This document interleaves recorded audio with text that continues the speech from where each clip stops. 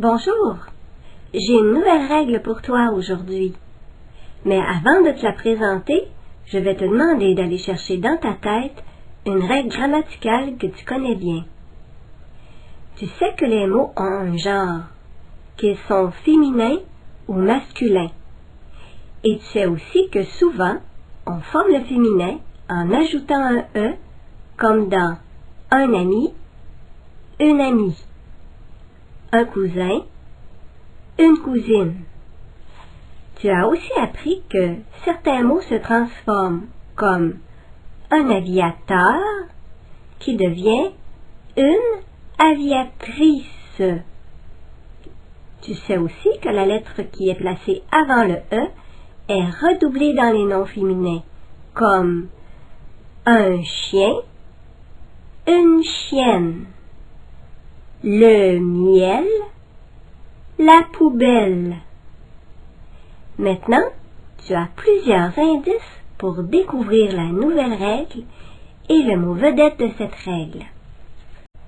Mais avant, on va s'amuser un peu. Replace les lettres en ordre pour deviner le mot que j'ai écrit au tableau et au son de la cloche, tu arrêteras sur l'image pour trouver le mot. Quand tu l'auras trouvé, lève la main pour dire le mot à ton enseignant. Tu as trouvé le mot détail? Maintenant, voici un mot un peu plus difficile. Au son de la cloche, tu arrêteras sur l'image pour trouver le mot.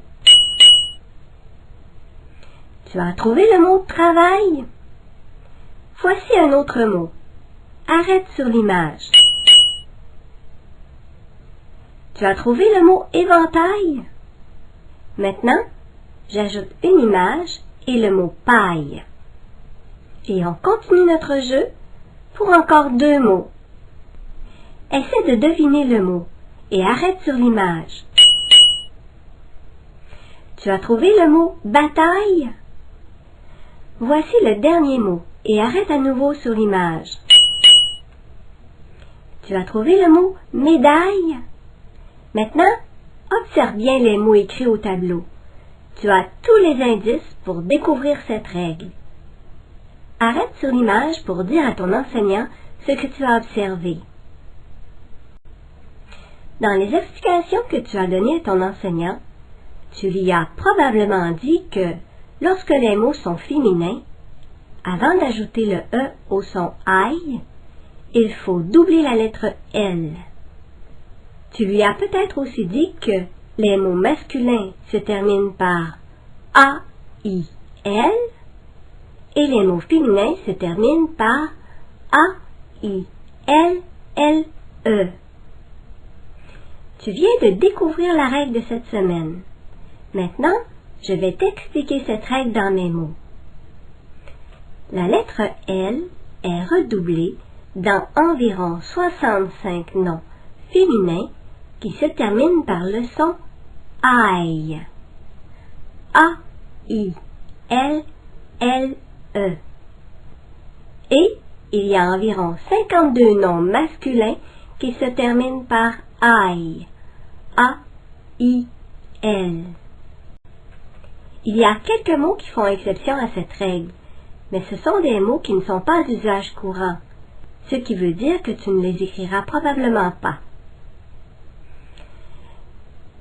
Quel mot vedette préfères-tu pour te rappeler de cette règle? L'ail ou la paille?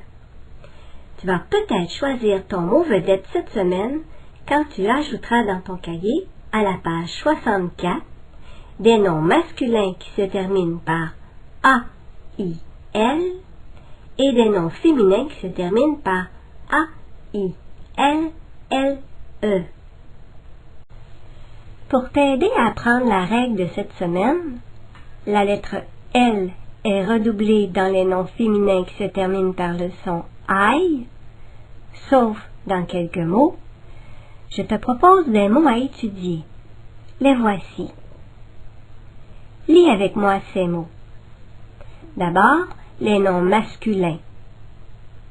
L'ail, un bail, un chandail, un travail, un détail, un éventail. Puis les noms féminins, mais on va syllaber en exagérant un peu la dernière syllabe des mots. La paille, la taille, une maille, une volaille, une canaille, une retaille, une bataille, une médaille. Dans les mots que je te propose, il y a une petite difficulté. La graphie « en » dans le mot « éventail ».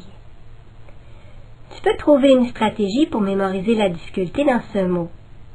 Pour moi, quand j'imagine le mot « éventail », je vois l'image d'un éventail qui s'agite pour rafraîchir l'air quand il fait chaud. Dans les bandes dessinées, on illustre souvent le vent par un dessin qui ressemble à la lettre E. Alors, dans le mot éventail, j'écris le son en avec les lettres E, N. Je me suis même amusée à faire un calligramme avec ce mot. J'agite mon éventail pour faire du vent et m'éventer. J'agite mon éventail pour faire du vent et m'éventer. Pour toi, quand tu penses à ce mot, tu peux avoir d'autres dessins ou d'autres stratégies pour t'aider à le mémoriser. Tu pourras écrire ou dessiner tes stratégies dans ton cahier à la page 65. Dans les mots que je te propose, il y a des règles que tu connais déjà. Observe bien ces mots. Maintenant, arrête sur l'image pour lire les mots et expliquer les règles à ton enseignant. Les petits dessins que tu imagines et les règles que tu connais vont revenir dans ta tête quand tu écriras un texte ou que tu chercheras comment s'écrivent ces mots. À bientôt!